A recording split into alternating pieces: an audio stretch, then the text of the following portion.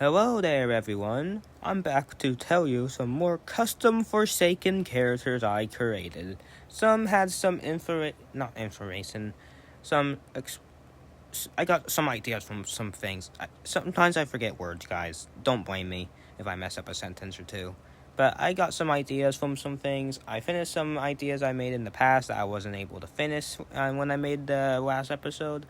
But now I'm gonna show you some other characters I made, and they have connections to previous.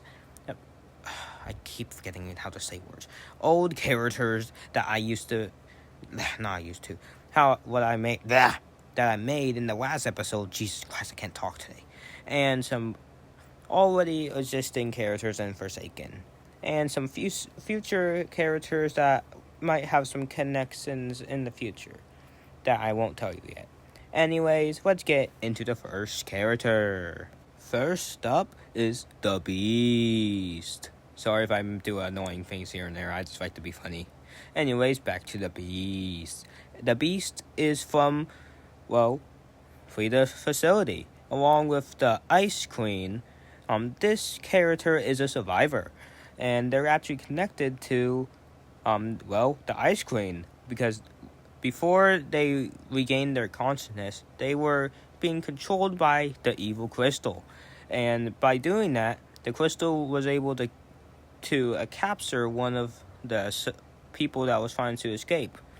But while their friends escaped, they didn't, and neither did the beast. They were just wandering in the snow, waiting for the next group of people to wander in, but it never happened. Soon, the crystal became too cold and shattered. Then, the beast woke up, confused with what was going on, but after they looked around, they saw the Ice Queen. As soon as the Ice Queen was lunging towards them to attack, the beast picked up the hammer, trying to defend himself, and then, when he opened his eyes, he woke up in the Forsaken universe as a survivor. But then he remembered all the terrible things he did as, the beast. The crystal made him do. And by doing that, he chose to protect the ones that are there from the Ice Queen. That way they don't do the same thing at what he did. Anyways, let's get to the next character. But before that, let me tell you them abilities. Yeah, I like to be weird here and there. Anyways, his abilities are pretty simple. He has a attack function with his hammer. He slams it down at the killer, but if the killer is a bit too far away, no worries. The hitbox is very big, and it can actually damage the killer from a long distance. Because the whole earthquake thing, and by knowing what the beast does by knocking out people in their game, you already know that hammer is gonna be very deadly. Anyways, that's basically the only move that the beast really has. Aside from that, they can actually, run faster. That's actually the only other ability that they really have, and they can only use it once, the whole game, unless they hit the killer with their hammer. Similar to the Pizza Man, but instead of healing, they attack the killer. And that's basically it for the beast. Next, get to the next character. Next up is Dark Bacon. Dark Bacon is not from the same dimension as the other Bacons in Forsaken. They were just in the forest hanging out with one of their friends that was actually a noob.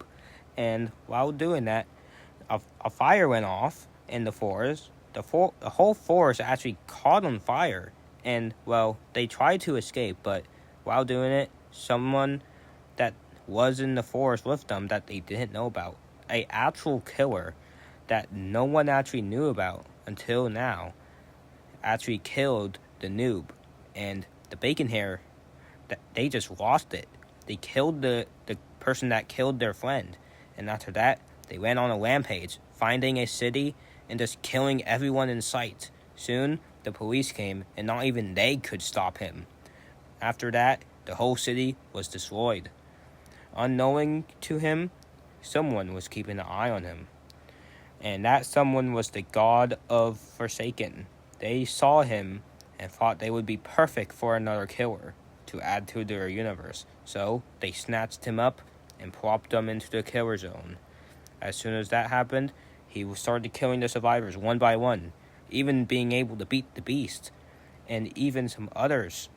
But then, when they saw the noob, all their memories of his friend came back because he was also a noob. But he knew this wasn't the same noob, because his friend was actually braver than him.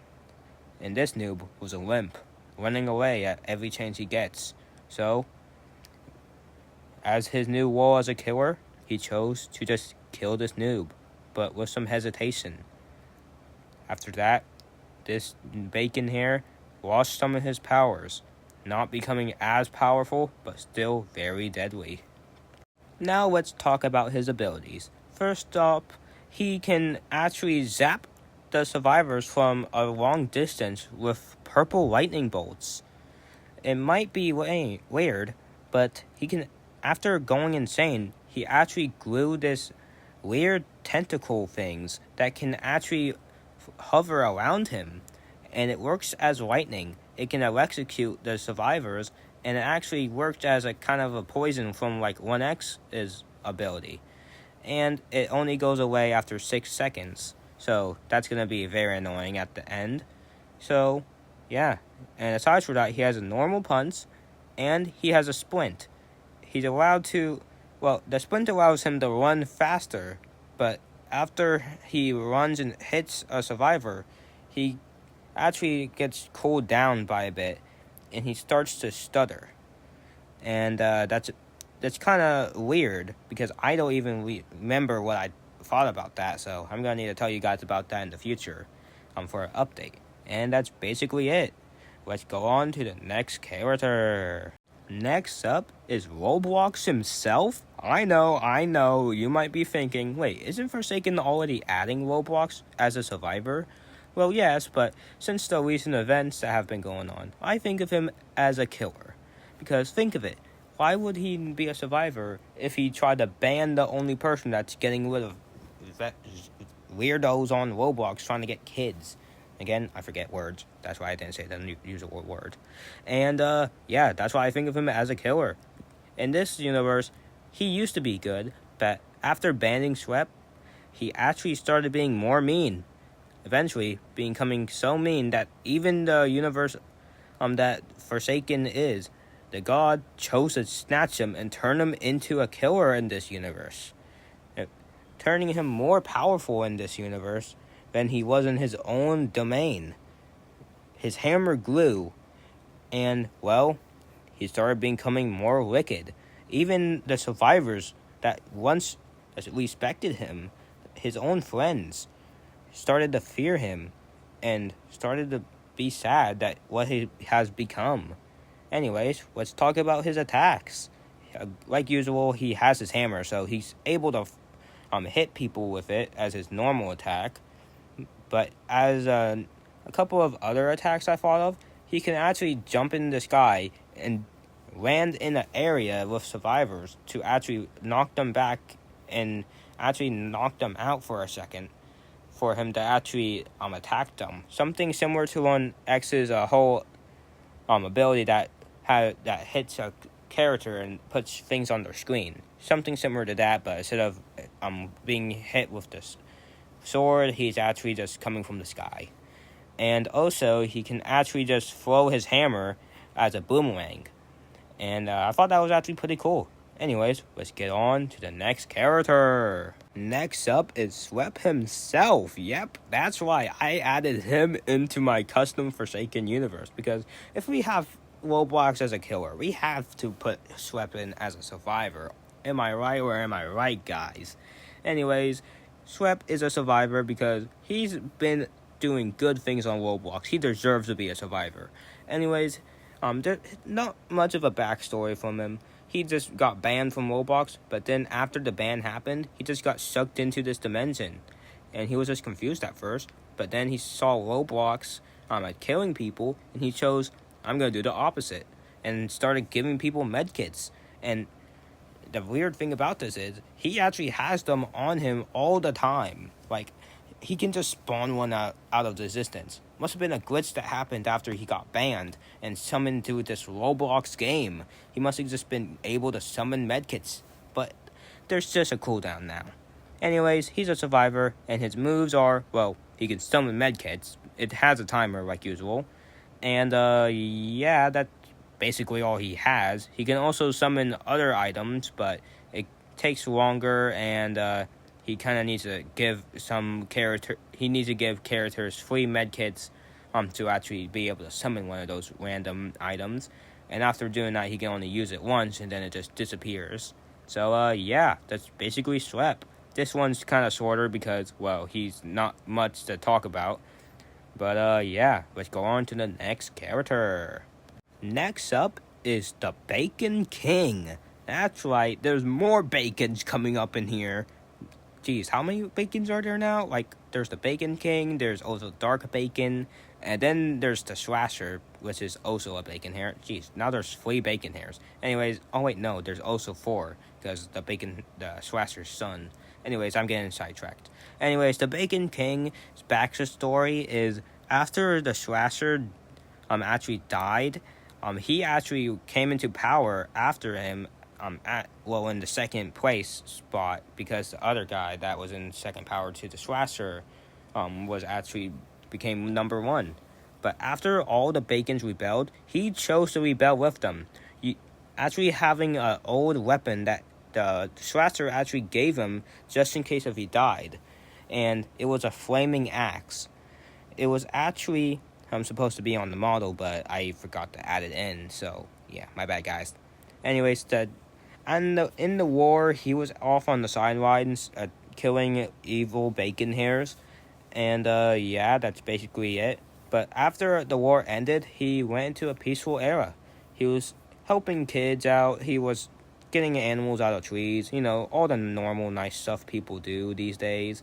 But after that, he was snatched from his world and put into the Forsaken universe with 2 other bacon hairs that actually followed him around as his, well, guards, because he is a king after all. And, well, after that, they just been stuck in Forsaken. And, well, that's basically it.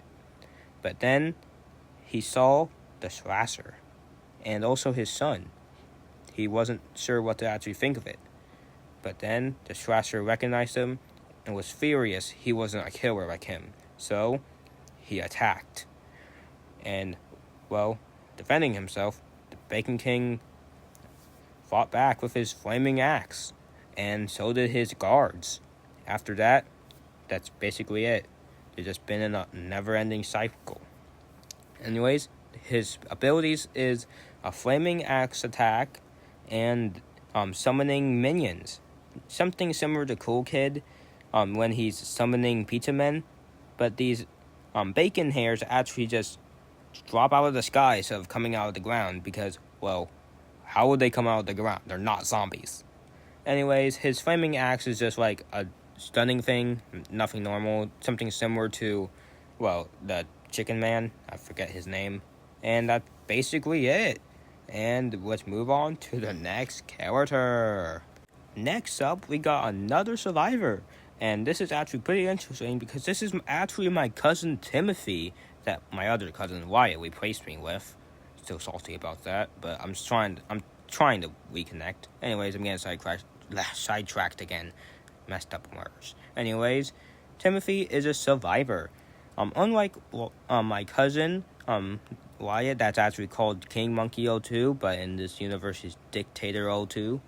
Well, Dictator Monkey 02. I messed up the name. And Timothy's actually a survivor. He was actually supposed to be a killer, but something went wrong with grabbing him, and instead of actually turning him into a killer, he turned him into a survivor. And these chains actually wrapped around him, stopping his evil thoughts from coming out.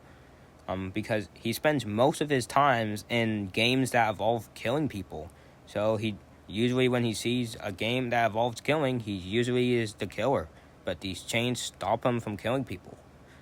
Anyways, his main story mode is just he was in his room, just hanging out, playing some Roblox like usual. But then he got sucked into the game.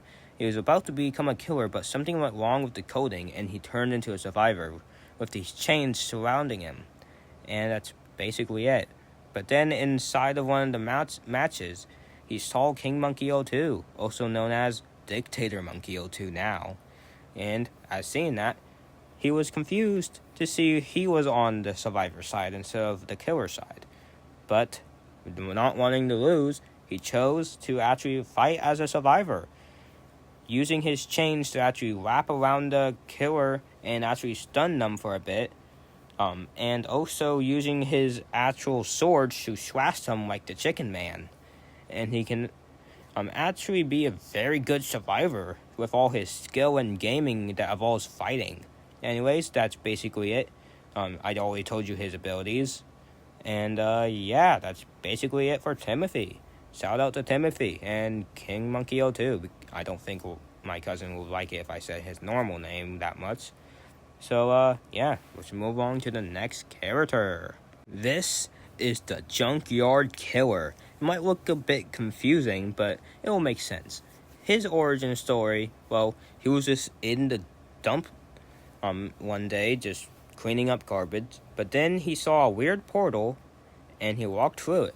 But then he got corrupted with all these viruses, corrupted coding that Forsaken got rid of, known as the Slender Man, some old weapons, and even Jason, and some old files of 1X, and also some other characters that haven't been revealed yet.